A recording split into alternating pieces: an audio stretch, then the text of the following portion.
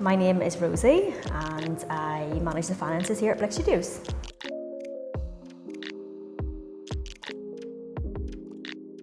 I started quite gradually because I had a full-time job and then did some work on the side and then just took the leap. You know, I didn't like my full-time job. I was an economic researcher, but it was really boring.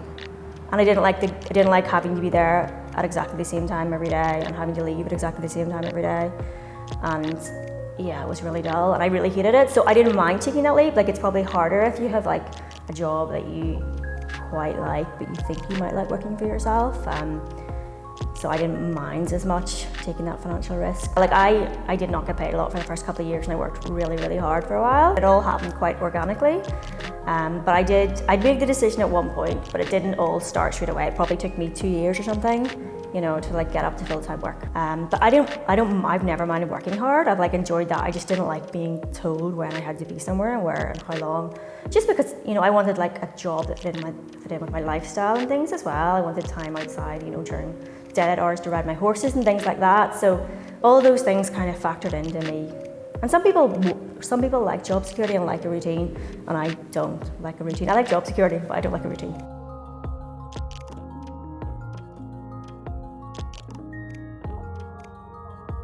I don't know this for a fact, but I know like seeing people come into Blick, like some people I think it's going to be easy, but like you do have to commit to coming in every day and sitting there and plugging away, and it's not easy at the start, because how would it be? Like unless you have a ready book of clients, it takes a while to build it up, you know, and it takes a bit of nerve and stuff, but you just have to keep plugging away at it, I think.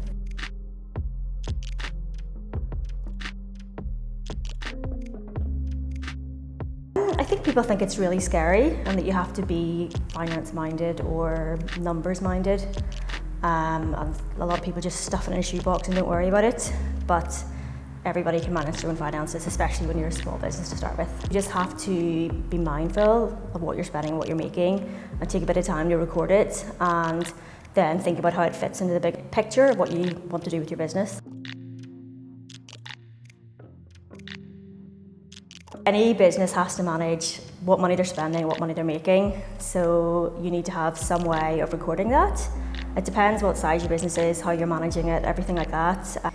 But you can, you know, either just use a simple Excel spreadsheet or it's one of the software packages. There's free ones, there's bought ones, there's loads of things online to look at.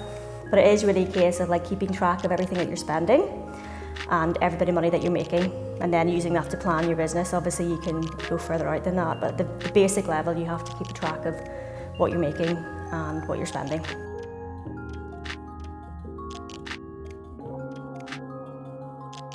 I started with Blick as a volunteer back when it started, and I didn't really have a background in bookkeeping or finance as such when I started. I just knew I was sort of interested in that.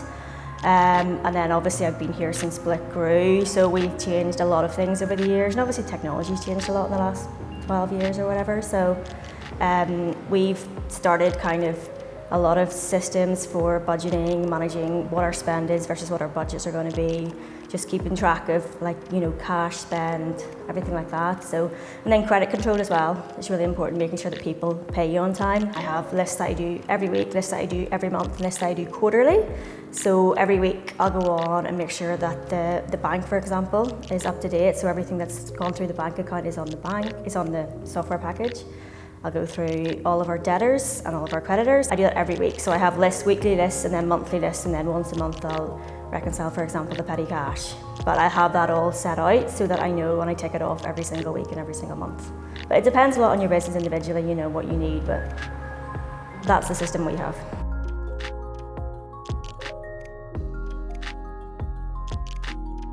Chasing people for the money that they owe you. It's really important, making sure that people pay you on time.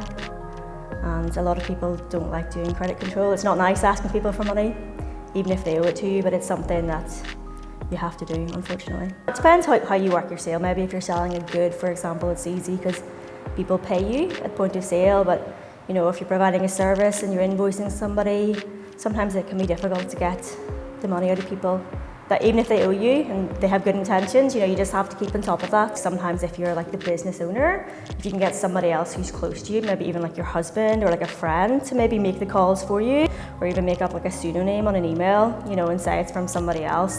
It's sometimes easier if it's not like a personal relationship, because it can be hard to ask people who you're personally working with for money. It can be awkward. So I have known a few people who've done that. Like, it's easier if it's not your business to phone in on behalf of another business and just sort of to ask. But yeah, you do have to have awkward conversations.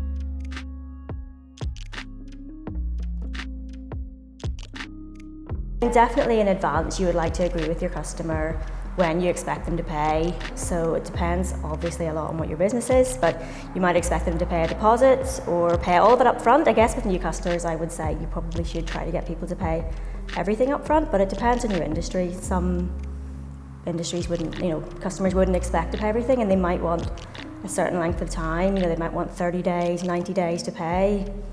But you just have to know that up front, and have expectations, in place, and maybe, for example, a contract, but that would depend on what you were selling.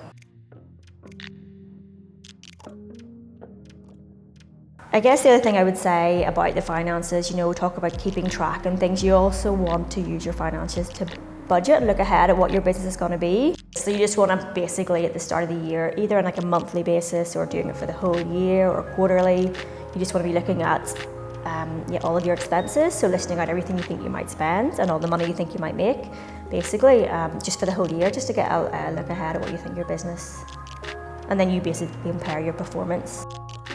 So you can look back, your historical figures will let you look back at how your business is done, but it's really important to look ahead and see if you can use your projections. So you would look at how much money you think you're going to make and how much money you think you're going to spend, to see where your business is going, and then track it. You could maybe do some market research. You could think about your capacity. So say you're selling a product, like if you've got a machine that can make, 1,000 products a month, you could start at 1,000 and work out, it's really hard to say what you think is reasonable, and maybe start super low at the start. If you worked in industry, it's going to be easier because you can work out how many clients you think you might have. It will be easier as you go along. But if you have overheads to meet, for example, you have certain costs, you might want to look at how many sales you think you have to make at a minimum to cover your overheads, your insurance or your rent or something. It is very hard to say that at the start because you've no idea, and maybe you get stuck in at the start, and within a few months you look at how many you've made and how many you think it might be foreseeable to ramp up to in the future.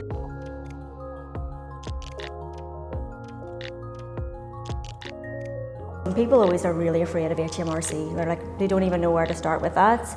And a lot of the stuff you don't know, even if you just Google it, the HMRC website has loads of things about what expenses you're allowed to spend, information about how to register as self-employed, because obviously if you want to work for yourself, you have to be registered with HMRC. And there's so much information online, and it's really not difficult. But you do have to put the time into it. I think a lot of people just don't bother because they can't be bothered, it's boring.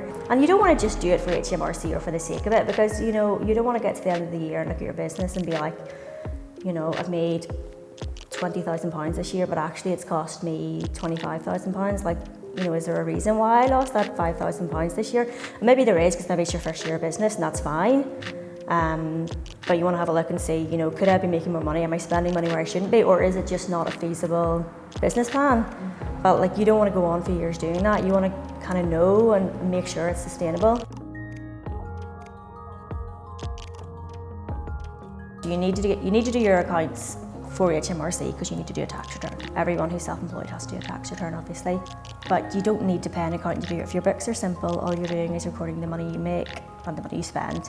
So you will need to keep all of your receipts and have some kind of, like we talked about earlier, some kind of process for organising that, be it a pen and paper or an Excel spreadsheet or a software package. So you need to keep all of that together, and then if it's a simple set of accounts, which most people starting out will be, all you're doing is recording the money you make and the money you spend.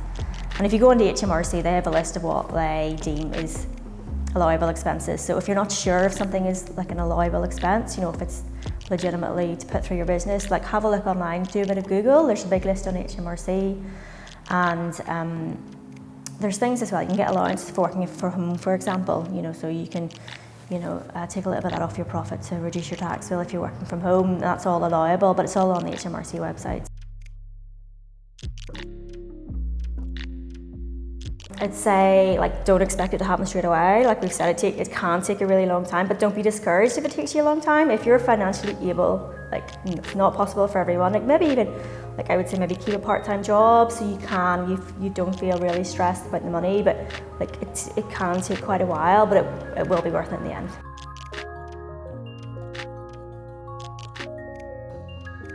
Probably would have said, like, don't take so much crap from people, because when you're young and you're just starting out, it gets very hard because you want to accept all the opportunities. But then maybe you have to do that when you're young because that's how you learn. But I definitely, I wouldn't do some of the stuff now that I did 12 years ago, you know. But I don't know if I would say not to do that, because that's part of your journey. I would say just go for it. That's what I would tell my young self.